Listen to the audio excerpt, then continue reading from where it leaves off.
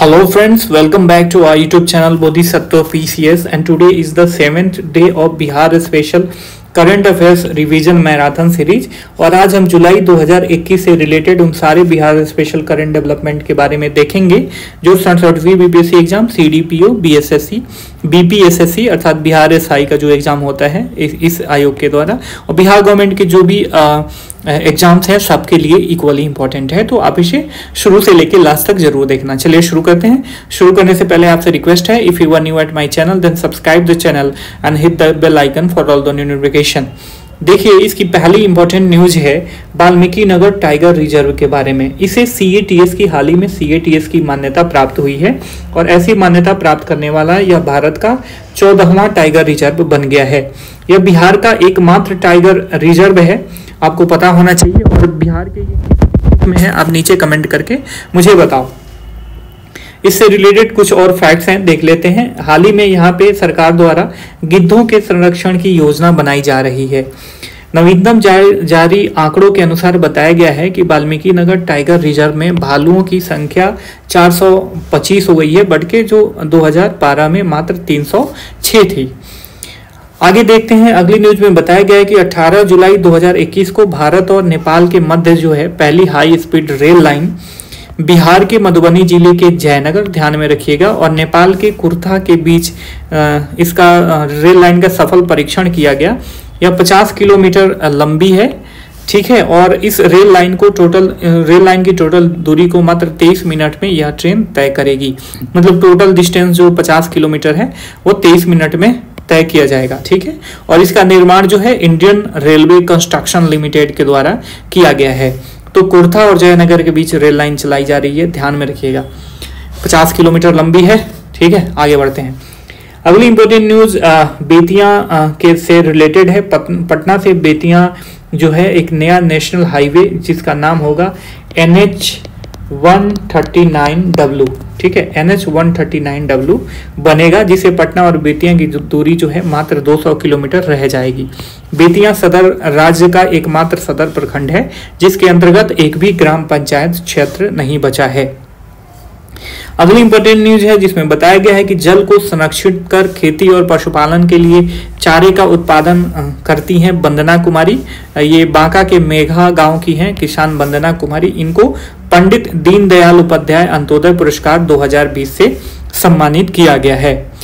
देखिए, यदि आपको इसका पीडीएफ चाहिए तो नीचे दिए गए टेलीग्राम ग्रुप को ज्वाइन करके वहां से इसका पीडीएफ आप प्राप्त कर सकते हो। अगली इंपॉर्टेंट न्यूज है जिसमें बताया गया है कि अंतर्राष्ट्रीय मानक के अनुरूप बीज उत्पादन प्रबंधन और बीज की पारदर्शी प्रणाली लागू करने वाला बिहार राज्य बीज निगम जो है देश का पहला सरकारी संस्थान बन गया है। इसके साथ साथ इस न्यूज में यह भी बताया गया है कि इसे 3 ISO सर्टिफिकेट मिला है, ठीक है, और ऐसा प्रमाण पत्र पाने वाला भी यह देश का पहला बीज निगम है। 2 इंपॉर्टेंट न्यूज है इससे रिलेटेड, ध्यान में रखिएगा। अगली न्यूज में बताया गया है कि पटना के प्रसिद्ध हड्डी रोग विशेषज्ञ डॉक्टर रविंद्र नारायण सिंह को विश्व हिंदू परिषद का नया अध्यक्ष नियुक्त किया गया है।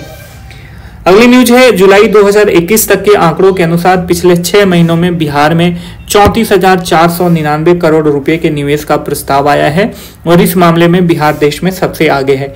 काफी सुखद न्यूज है।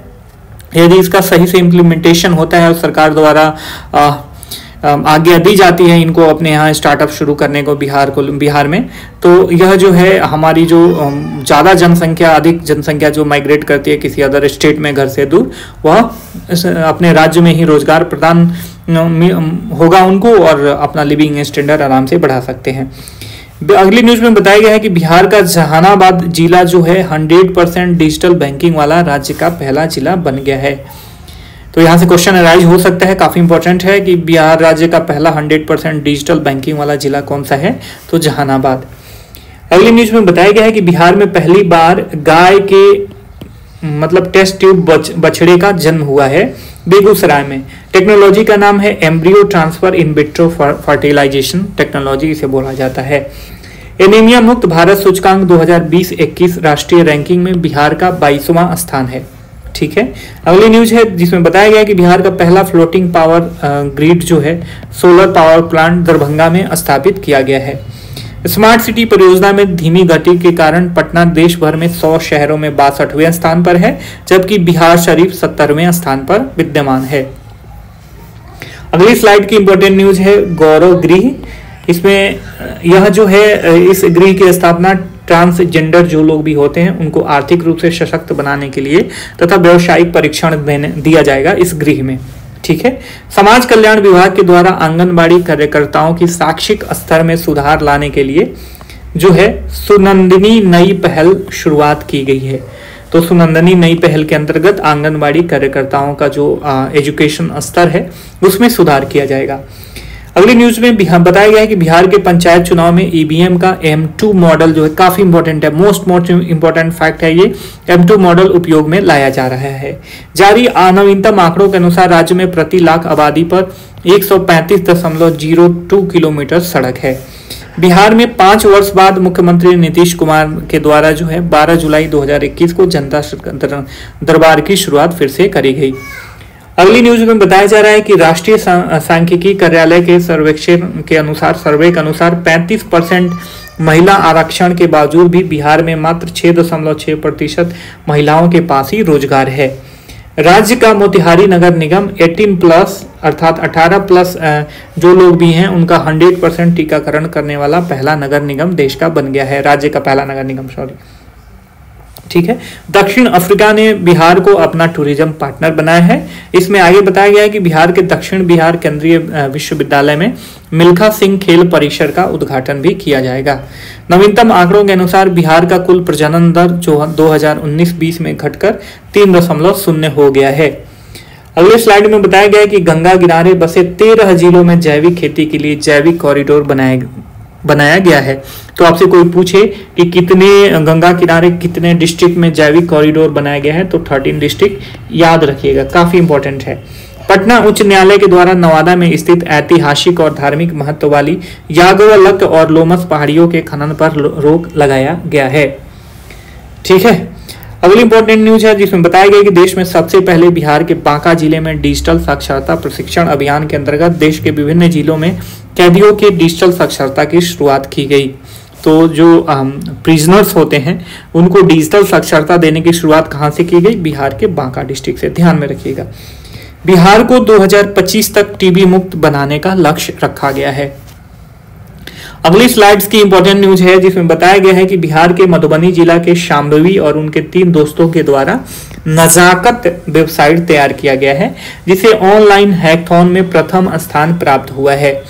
तो नजाकत वेबसाइट किससे संबंधित है? इसमें महिलाओं से संबंधित सभी बीमारियों के संबंध ऑनलाइन परामर्श उपलब्ध होगा। बिहार के 6 स्टेट हाईवे के निर्माण के लिए केंद्र सरकार के डिपार्टमेंट ऑफ इकोनॉमिक अफेयर्स ने ADB बोले तो एशियन डेवलपमेंट बैंक से लोन लेने की मंजूरी दे दी है। तो क्वेश्चन यहाँ से इस तरीके से राइज हो सकता है कि बिहार ने 6 स्टेट हाईवे बनाने का जो निर्णय लिया है उससे रिलेटेड या किस बैंक से इसने कहां से लोन लेने का एग्रीमेंट किया है? तो ADB बोले तो एशियन डेवलपमेंट बैंक। धान की उत्पादकता में बिहार का 9वां स्थान है। बिहार तलवारबाजी संघ के अध्यक्ष के रूप में राजीव रतन सिंह जी को नियुक्त किया गया है। अगली स्लाइड की इंपॉर्टेंट न्यूज है पटना जिला के बारे में। यह राज्य का पहला इनलैंड यहाँ पे कंटेनर डिपो बनाने की मंजूरी दी गई है। इससे क्या होगा? कृषि उत्पादकों के निर्यात में सहूलियत होगा। दरभंगा एयरपोर्ट का नाम विद्यापति के नाम पर रखने की पहल की गई है। मध्य प्रदेश के संजय डुबरी टाइगर रिजर्व क्षेत्र से बिहार के कैमूर वन्य जीव आश्रयणी तक जो है टाइगर कॉरिडोर बनाने की पहल की जा रही है। अगली न्यूज में बताया गया है कि जुलाई 2021 में विधानमंडल में पेश की गई कैग की रिपोर्ट के अनुसार औसत मजदूरी सृजन में बिहार देश में 21वां स्थान है बिहार का। ठीक है। Last but not the least, जुलाई 2021 में आई Centre for Monitoring Indian Economy की रिपोर्ट के अनुसार जो है बिहार की बेरोजगारी दर 10.5% है। आई होप कि आपको वीडियो का कंटेंट्स अच्छा लगा होगा। यदि वीडियो पसंद आया हो तो लाइक करके हमें मोटिवेट करो और चैनल को सब्सक्राइब करो ताकि हम भी जो है आपके लिए अच्छे से अच्छा कार्य कर सके। हम फिर मिलेंगे, तब तक के लिए साइनिंग ऑफ, टेक केयर, जय हिंद, जय भारत।